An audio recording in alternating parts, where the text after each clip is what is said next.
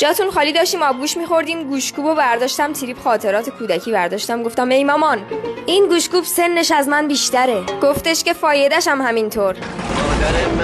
مادر من تو یاری و یاور من. باز خوب دوره مبادله کالا به کالا گذشت، وگرنه فکر کن هر روز صبح باید میرفتیم تو حیاط تخم مرغ از زیر مرغ برمی داشتیم میرفتیم شارژ ایرانسل میگرفتیم. تنها انتظاری که از همسر آیندم دارم اینه که وقتی خسته از سر کار میام خونه بهم بگه که عزیزم ممنونم که کارخونه های بابامو بدون هیچ مشکلی مدیریت میکنی.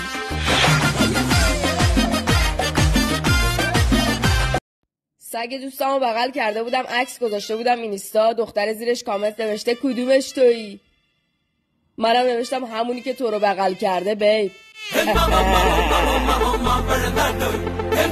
اسمتونو میگین؟ به نام خدا اصغرم. اصغر آقا چشم اندازتون از آینده چیه؟ نهار. نه چشم انداز کلی زندگیتون. آها منظورت شامه؟ جمع کنیم بریم بابا. یارو خوله چرا با این مصاحبه میکنی؟ چرا رفتن؟ بریم یه نفر دیگر پیدا کنیم. یعنی